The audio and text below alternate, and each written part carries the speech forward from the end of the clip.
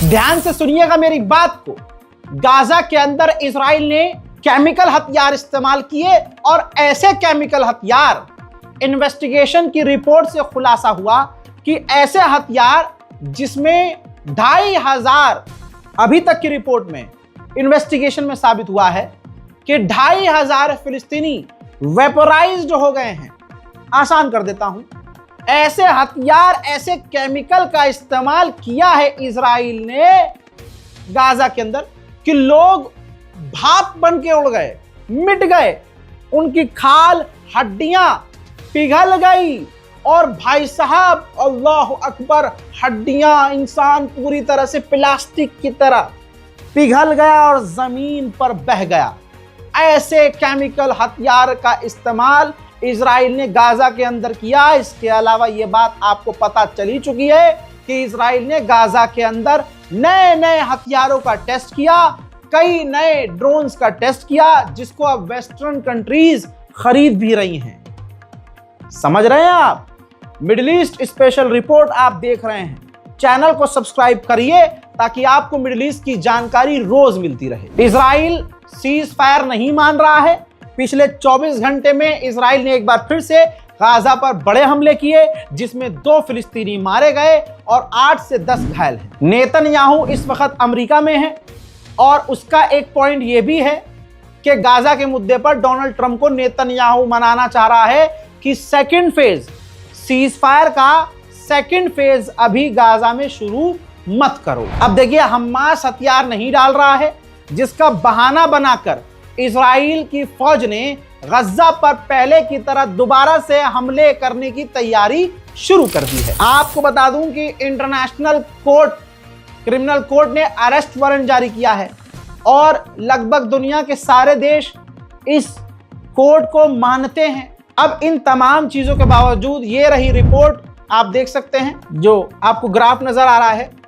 भाई, बैन होने के बावजूद, नेतन्याहू के अरेस्ट वारंट होने के बावजूद, नेतन्याहू का जहाज अमेरिका जो पहुंचा है, ग्रीस, इटली और फ्रांस के एयर स्पेस का इस्तेमाल करके पहुंचा है। सोचिए, ये वो देश है, ग्रीस, फ्रांस, जर्मनी, ये तमाम वो देश हैं जो इंटरनेशनल क्रिमिनल कोर्ट को मानते हैं और उनको अपने एयर स्पेस का इस्तेमाल इजराइल के प्रधानमंत्री के जहाज को करने नहीं देना था।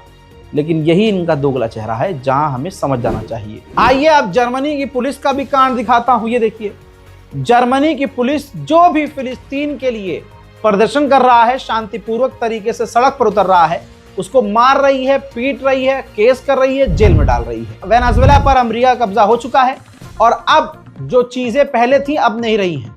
पहले वेनेजुएला इजराइल के पूरा खिलाफ था। अब पहली बार ऐसा हुआ इतिहास में कि अमेरिका के दबाव में, कंट्रोल में, पहली बार वेनेजुएला ने तेल की इजराइल को भेजी है।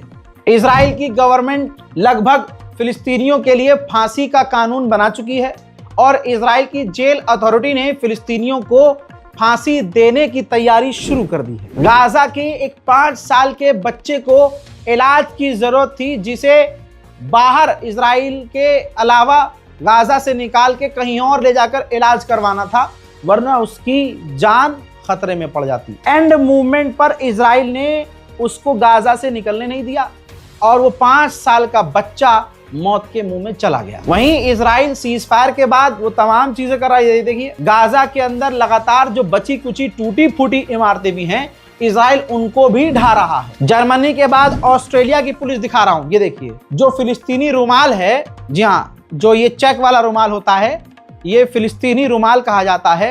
दोस्तों, जिन भी फिलिस्तीनी प्रदर्शनकारी, फिलिस्तीन के लिए आवाज उठाने वाले ऑस्ट्रेलियन प्रदर्शनकारी के पास ये फिलिस्तीनियन रुमाल था, हजरात, उन रुमालों को छीनकर ऑस्ट्रेलिया की पुलिस कूड़े में डाल रही है।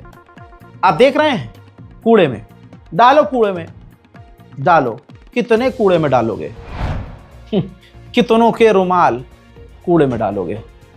हजरात मोहतरम, इस रिपोर्ट को शेयर भी कीजिएगा और ऐसा रुमाल अगर हत्ते लगे, ज़्यादा महंगा नहीं, 100-150 का आएगा, पहनिएगा। जहां दुनिया के बड़े बड़े देश इजराइल से दूर हो रहे हैं, अजरबैजान ने इजराइल से डील की है आर्टिफिशियल इंटेलिजेंस और एडवांस टेक पर। डोनाल्ड ट्रंप की गवर्नमेंट ने जो इजराइल ने ऐलान किया पूरे वेस्ट बैंक पर कब्जे का, डोनाल्ड ट्रंप की गवर्नमेंट ने उसकी निंदा तो की लेकिन खुलकर नहीं की, दबे अल्फाजों में की। अब इजराइल ने जब वेस्ट बैंक पर पूरे कब्जे का ऐलान कर दिया है तो अब उसका प्लान और भी सामने आया है कि वो वेस्ट बैंक से फिलिस्तीनियों को निकालेगा और यहूदियों को बसाएगा। अब ये वेस्ट बैंक की ही तस्वीर है।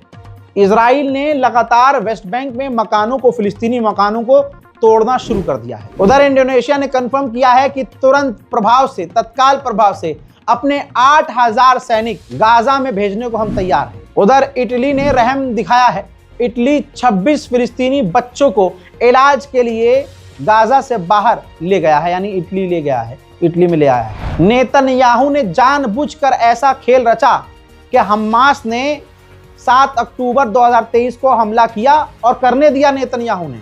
ये मैं क्यों कह रहा हूं, ऐसी कई सारी रिपोर्ट्स हैं, लेकिन एक रिपोर्ट आपकी स्क्रीन पर है। नेतन्याहू के साथियों ने, ऑफिशियल्स ने नेतन्याहू को यह जानकारी दे दी थी 2018 में ही कि हमास इजराइल में घुसने की कोशिश कर सकता है। उधर नेतन्याहू ने इजराइल यानी डोनाल्ड ट्रंप को इनवाइट किया है। ये रहा इनविटेशन और ये रहा अवार्ड। ये इजराइल का सबसे बड़ा नेशनल अवार्ड है जो नेतन्याहू यानी इजराइल डोनाल्ड ट्रंप को देगा, क्योंकि नेतन्याहू को पता है कि डोनाल्ड ट्रंप ऐसे अवार्ड का भूखा है। उधर सऊदी अरब अमेरिका से बात कर रहा है कि अमेरिका अपने आर्टिफिशियल इंटेलिजेंस से लैस जो एडवांस ड्रोन है वो सऊदी अरब को बेच दे। उधर अमेरिका ने हिजबुल्लाह के कई सारे ऑफिशियल्स पर पाबंदियां बढ़ाई और लगाई हैं। हिजबुल्लाह के ऑफिशियल ने कहा कि इजराइल इलाके के लिए ट्यूमर है, ये बीमारी है और याद रखना ये कमजोर भी है। इजराइल के आतंकी हमलों में लेबनान में एक 4 साल का मासूम बच्चा मारा गया। मां की गोद में देख सकते हैं वो 4 साल का बच्चा है जिसे दफनाया गया है। हजरात सोचिए, सीरिया के अंदर इजरायली फौज ने घुसपैठ की, कई सारे सीरियन नागरिक को किडनैप भी कर लिया। जोलानी खामोश। उधर तुर्की ने मना कर दिया है कि सीरिया से हम नहीं निकलेंगे जब तक सीरिया से आतंकवाद खत्म नहीं हो जाता। हजरात वीडियो आपके सामने है। तुर्की से डील के बाद और सीरिया के गवर्नमेंट से डील के बाद कुर्दिश लड़ाके अब इलाके में पीछे हट रहे हैं, अपने तैनाती को खत्म कर रहे हैं। हजरात अब तक अमेरिका 4000 से ज्यादा ISIS के आतंकी कैदियों को सीरिया से इराक ट्रांसफर कर चुका है। हजरात ये देख सकते हैं ईरान पर हमले की ट्रेनिंग हो रही है। अपने AKC 135 टैंकर से अपने परमाणु बॉम्बर को, B2 बॉम्बर को उड़ते उड़ते रिफ्यूल कर रहा है, यानी ईंधन भर रहा है। ईरान पर हमले के दौरान ऐसा करना जरूरी होगा, इस वजह से ट्रेनिंग भी शुरू हो गई है। उधर ईरान के खिलाफ जो अमेरिका का सबसे खतरनाक एयरक्राफ्ट कैरियर जॉर्ज बुश है वो ईरान के काफी करीब पहुंच चुका है। लीजिए मैं गुआम एयरबेस दिखा रहा हूं। ये देखिए, पहला है गुआम, अमेरिका के बेस गुआम बेस में जो अमेरिका की तैनाती है, फाइटर जेट ड्रोन नजर आ रहे हैं। दूसरा है सऊदी अरब, ये देखिए ये सऊदी अरब है, प्रिंस सुल्तान एयरबेस अमेरिका का, वहां पर फाइटर जेट ड्रोन अमेरिका के नजर आ रहे हैं। इसके अलावा डियागो गार्सिया है ये सैटेलाइट इमेज, जिसमें आप देख सकते हैं परमाणु बॉम्बर, फाइटर जेट ड्रोन, सभी अमेरिका की ताकत तैनात है। मिडिल ईस्ट स्पेशल रिपोर्ट में फिलहाल के लिए इतना ही।